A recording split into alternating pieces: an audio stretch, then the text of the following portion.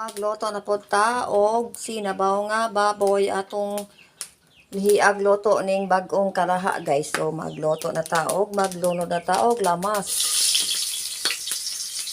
Ayan, atong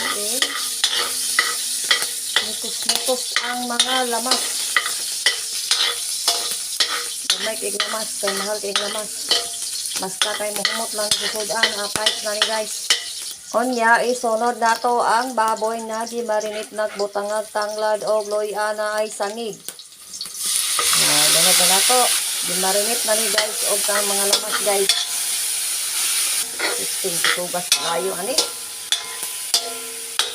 Kadiki lang agi. Onya, butangag to gamay tubig ang di pakupos nga sudan. Gamay lang usa.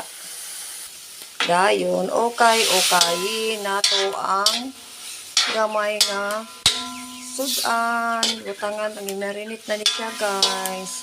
Ang ato sa ni siyang pakupson o kadiyot. Dito sa nato ni sabag tubig. Saan sa nato ni gaming tubig. Dayon, kuha sa nato ni pila ka minutes. Onya, butangan na po nato og tubig.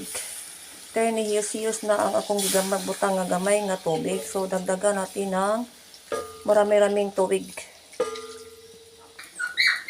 Onya, kay wala man tay sa yuti o gabi. So, kini atong i-barter.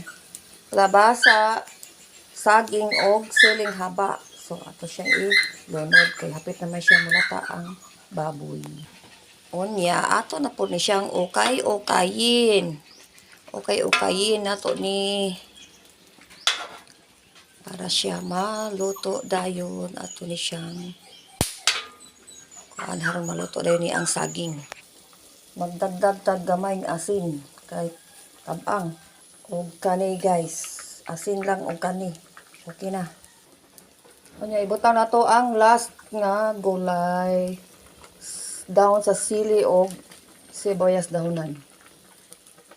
Kaya wala man tay pichay so kani ato i-butter. Kunya, luto na ang simpleng sinabaw na baboy. So, ito na guys. Thank you for watching.